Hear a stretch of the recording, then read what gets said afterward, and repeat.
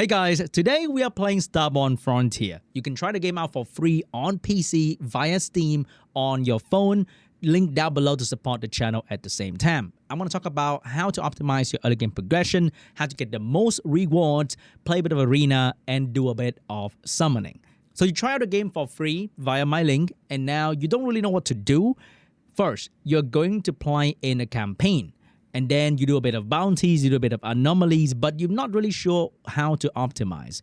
You must follow the mission, okay? There's going to be the main mission and there's going to be the commander's path. So this will pretty much teach you how to play the game. Step by step, pretty much everything you need to do in the game, they will teach you along the way. And via this system, they'll give you a lot of free rewards. So always go back and check whether you can clear a mission, because when you're too busy playing the game, you might forget all about this together, and then you have to do all the things again when you've already passed them. It can be very annoying.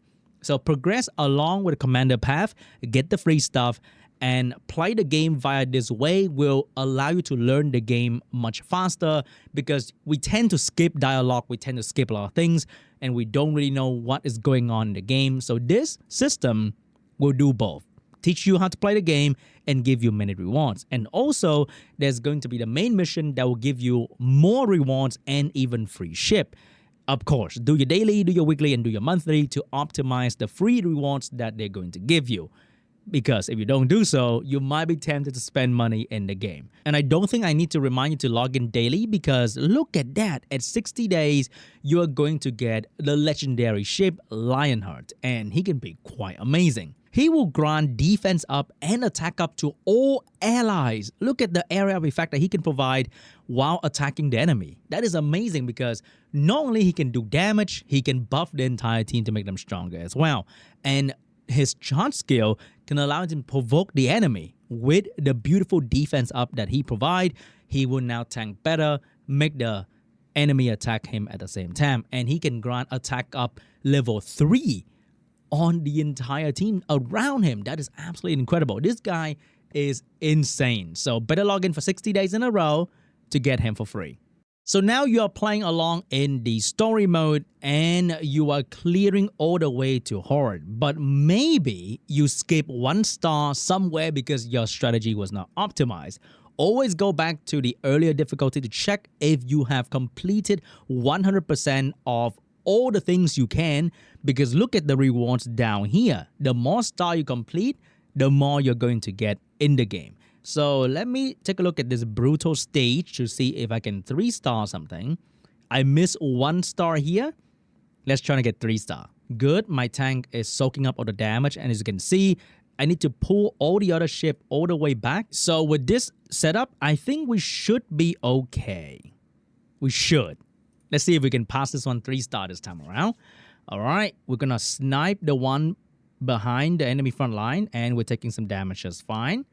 Hopefully we don't get burst down too quickly. As you can see, the enemy backline is attacking my tank and the middle area of my map, but because I didn't place any ship in there, my damage dealer are not getting damaged by the enemy backline damage dealer.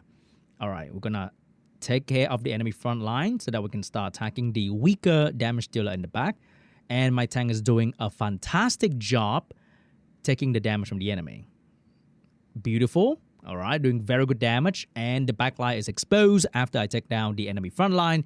And that's going to allow me to do so much damage to them, because usually the damage dealer are squishier than the tank in the front. And here we go. Beautiful damage. Oh, but we didn't clear this one fast enough to get 3-star. I will have to revise my strategy to see if I can kill the enemy faster. Maybe I'm going to take away the heal in the back. And after you are stuck in a campaign, what you want to do is you want to build a farming team as quickly as possible for one of the boss here, so you can clear all the energy that you have. Because every time you wake up, every day you're going to get a fixed amount of energy. So you want to spend that on one of the boss to get better equipment for your team, because that is pretty much the only way to progress in the game. So if you're looking for damage dealer equipment, you want to go for this one. for the attack and critical set. And to make your tank stronger, you can definitely go for this one to get your hands on the Order Defense and Fortitude set that will give you HP and defense. Your healer can probably use the HP and defense as well to simplify the farming process. You don't have to go straight into the Order 2 yet, but you can just farm damage dealer from Fenrir and farm tank from General Colossal. And when your healers are tanky, they'll do their job just fine. Okay, let's see if this lineup gonna work. We have tank in the front, healer, and damage dealer in the back to take out the enemy backline damage dealer as quickly as possible. Because if I don't take them down quickly, it's gonna be a problem because I don't think my tank can last forever. Because these guys, it seems they can do a serious amount of damage from my backline. Okay, they're down, looking really, really good. And oh my god, if they mark my healer, then I'll go down very quickly. Can I survive? Okay, we are surviving just fine. But no one is attacking that small ship in the back. I need to make my strategy better so I can actually attack the guy in the back, because if he can mark me again, I feel like I couldn't survive the boss. But we did just fine, and definitely build a team to attack one of the bounty as quickly as possible, because you don't want to waste your energy every day. If you're stuck in the story mode, you want to use your energy somewhere, and I think that's going to be the bounty. The next tip is going to be in the hangar. So I know everybody loves summoning, and everybody want to use their favorite legendary ship. But keep a lookout for the epic and the rare one as well, because building and maxing out a legendary ship can be quite challenging. The first thing you need to look at will be the skill. So maxing out one legendary ship skill might not be too difficult, but maxing out all your legendary is going to be very, very costly. However, comparing to maxing out a rare or an epic ship is going to be so much cheaper and easier to achieve. So you don't have to deck out your entire team with legendary. Definitely keep a lookout for the good epic and the good rare as well. And one of the best ways to do that is to join the community Discord, because meta can change. This video might be irrelevant in like 6 months or so. So join the community Discord and always keep a lookout for the meta, epic, and the rare ones, so you don't have to always build the legendary one. And this game, summoning dupes matter, because there's going to be a refeed system that will allow you to get more stat out of your ship. And for the rare ship, you can max the refeed almost immediately, because when you summon, you're going to get your hands on a lot of rare. However, refeeding a legendary ship is going to be very, very challenging. And especially getting to the second refeed to get, let's say, a better passive, the rare one is going to be so much easier to achieve. And later on, when you accumulate more currency to summon, when you can build the legendary one better, then you can focus back onto the legendary ship. But to start out, maybe keep a lookout for the epic and the rare ones. Then the next tip is going to be in the equipment page. So when you look at a stat page like this, you would think, oh my god, I would need speed on as many equipment pieces as possible. But you don't actually have to do so. Speed in this game is not that important. It is important to set the turn order for your team. For example, this ship right here is on my favorite buffer, because his skill is going to be increase the crit rate and attack by 30% for the ship in front and behind it.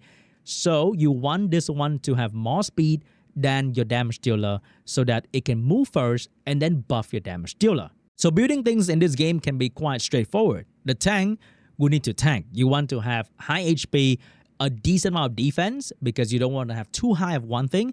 If, let's say, the ship scale with defense to do more damage, you can build more defense. But having high defense will be vulnerable to, let's say, defense reduction effect from the enemy. And in every RPG game, there's going to be defense reduction effect. So always trying to have more HP, unless the unit scale with defense, for example. This unit repair itself of its max HP, so have more HP on the tank. And for damage dealer, definitely have a lot of damage. So when you look at the equipment, you want to look out for attack, crit damage, crit rate, and have a lot of that, and your ship will be doing massive amount of damage. However, there'll be certain ship, like let's say the Butcher, who's very, very popular, very strong. This thing can put on Inferno on the enemy. So that will require the ship to have a bit more hacking. which is the accuracy to land your debuff. If you have low hacking and the enemy boss have high level of security, then you won't be able to put out the Inferno. And to some ship, this is pretty much the best thing about a ship, which is you put out debuff. So keep a lookout for the relevant stat for your ship. For example, this ship doesn't have any debuff, which means you just need a lot of damage, and that is good to go. And now let's do a bit of summon. We have some beacon here that I want to summon, but there's no event going on right now. Okay, I said I was about to summon, but there's no special summon event going on right now, so I will not summon. There are always some sort of event going on in the game, and sometimes there are raid up banner. So you don't have to summon when there are no raid up banner. That is another tip, by the way. And always check the event to see what is going on. For this one, you want to do promotion or the campaign just to get some extra free stuff from the game. Let's go and do some arena. Let's try to beat some people up. Okay, let's find enemies. But what kind of lined up do I want to do? I want to try using the buff guys. So we're going to do this. And we're going to do... What if I do 2 tank the front, healer in the middle? We're going to do the buffer guy. And then I will put 1 damage deal in the back. All right, let's see the lineup of the enemy. Here we go. What kind of lineup am I fighting? Oh, he's hiding those things at the back. But with the buff, oh my god. With the buff of the crit rate and attack buff guy, we're doing massive damage to the enemy right there. Hell yeah. Look at that. And when you buff attack and if your healer scale with attack, you're going to heal even more. That's going to be a little bit sus. Hopefully they don't destroy us. So everyone's running the classic lineup here. He has the tank in the front, have 2 damage dealer on the side. But in that way, none of the damage dealer get protected if I have damage dealer on the side. Hell yeah. Look at that. We're burning through them, ignoring the defender the entire time. So having a strong lineup, like how you position your ship, is also very, very important. Okay, now how about I take out the buffer? We will have 2 tank in the front and 2 damage dealer in the back. And this way, I don't think they will ever be touched at all. Now, let's take a look at the enemy. Oh, this guy's well protected. He got 3 tank though. Oh my god. My AoE damage guy just completely took 3 ship out of the battle immediately. That is crazy. 1 more and we're going to rank up. 1 more fight, baby. Is this a good position? Even though I'm at the back, there's nothing to protect my 2 sides. Which means I have to kill them in 1 shot. Oh, we go first and we kill. Very good. We destroy the entire backline pretty much immediately. All right. I think we're ranking up for this one. Hell yeah. And we also did the daily mission. All right, guys. Thank you so much for watching. Hope you guys enjoyed this video. If you want to try out the game for free, there's going to be a link down below. And you can support the channel at the same time by trying out the game for absolutely free. Thank you so much for watching. I'll see you guys in the next one. Bye-bye.